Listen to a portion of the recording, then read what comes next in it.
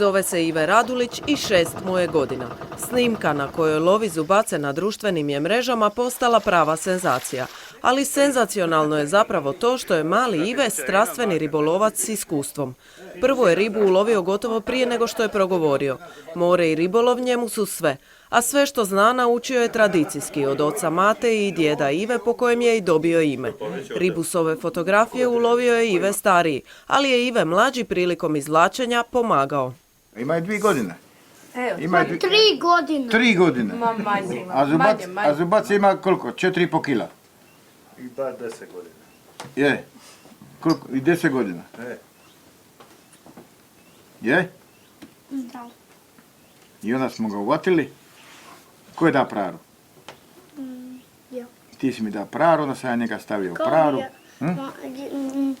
A šako bi bio još veći, ne bi stavio praru. Onda bi ga 2 puta digli. Ovakve zajedničke avanture djed i unuk svakoga vikenda i po cijela ljeta proživljavaju oko otoka Rivnja. Njegovo je djetinjstvo prožeto prirodom i morem, pa svaki slobodan trenutak kad nije u vrtiću u gradu s roditeljima dolazi na otok. Čim je krenuo dolaziti na Rivanj, on je odmah zavolio i brodove, i more, i ribe. S didom i s tatom svaki vikend na more i stvorila se ljubav velika. On voli biti na Rivnju više nego igdje drugdje, tako da broji dane svaki tjedan do vikenda i svaki dan pita mama koliko je još dana do vikenda, tako da jedva čeka doći ovdje. S Rivnja su Ivini majka i otac i upravo su mu oni prenijeli ljubav koju ovaj 6-godišnjak danas gaji prema ovome kraju. Njegove igre na Rivnju pomalo se razlikuju od onih kojih se u gradu igra s vršnjacima i prijateljima iz vrtića. Ive je na otoku na svome terenu. Didan ide na štapa, s tatom ide na parangale, pa su to 2 različite tehnike. A Stonijom ide na mriža. A Stonijan ide na mriža, tako da je i to 3. solucija. Ne treba ovom djetetu na moru ništa posebno objašnjavati. On sve što radi na moru već dobro sam zna. Ive, uvati mi za večeru! Od vezivanja broda preko ješkanja udice do bacanja štapa. Ribolov je njegova igra, a zanimanje koje pokazuje za to što voli ne prestaje. Naučio je Ive tijekom brojnih sati provedenih na moru već svašta o ribama. Šareni knez je ženski, a muški knez, a crni knez je muška. Jesi ti siguran u to? Da. Je velika? Ja mislim. Mez. Mez. Knez. Opet knez. Je li šarac? Knez. Samo crvena kneza. Nije, Pašeti. viš kakav je ovaj. Viš da nisu isti. Bravo Ive. Kad je u kući mora imati ili tunju ili štap na rivi ili na mulu, on mora biti na moru. To je njemu sve. Ovo ljeto je potrošio, ne znam, 3-4 štapa, ovih mašinica. On ide leće navečer i ostavi 2 štapa na rivi i ujutro kad se digne u pidžami na rivu i pogledati ima li što. Ima li koja riba. Ali on to sve sam radi. Sve sam. Ja znaš najprije kad sam ja bio nadija i odmah kad se probudio, on sam išao vidjeti šaruna sam vatio. To 2 puta. Da. Na Rivnju stalno živi manje od 15 stanovnika. Kao i iz brojnih drugih otoka, raselili su se ljudi u gradove i vraćaju se uglavnom ljeti. Međutim, Ive je jedino dijete koje po cijelu zimu dolazi na Rivanj.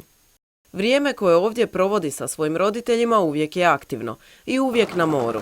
Za Ivu i njegova oca Matu ovo je najljepše provođenje zajedničkog slobodnog vremena, a na ovaj način provedu ga mnogo. Gleda i mene i mog čaču i svoga dida i zavolja i jednostavno htija sve probati i jednostavno smo ga i pustili. Sve kroz neku igru, zabavu i tako je zavolja, da tako kako. Kad mu dan izbora što ćemo ići, ne znam, nogomet, ribe ili nešto treće, uglavnom izabere ribe. Znače ovi trenuci mnogo i ocu i sinu. Znači mu puno čim je s nama, čim voli to, nikoga ne sili, hoćeš ići ili nećeš, uglavnom i odgovor idem, Tako da, a meni puno znači da u stvari sa svojim sinom provodim vrijeme koje voli Bojani drugi, I tko zna što će sve to zajedničko vrijeme u budućnosti donijeti. Ive još nije odlučio hoće li mu ribolov biti životni poziv ili samo hobi. No jedno je sigurno, trenuci iz ovakvog djetinjstva za njega i sve oko njega su dragocjeni. Odrastanje u suživotu s morem uz podršku obitelji u igri koju voli najviše na svijetu, na razigranog šestogodišnjaka ostavit će neizbrisiv trag. Evo pravo, daj.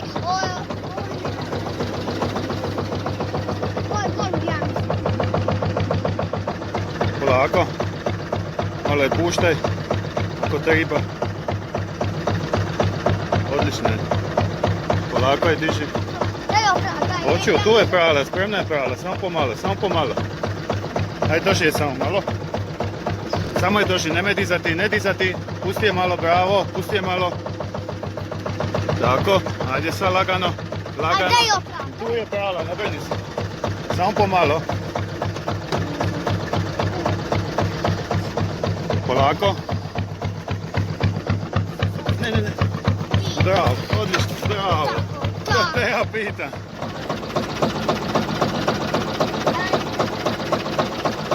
Ajde, digne da vidim.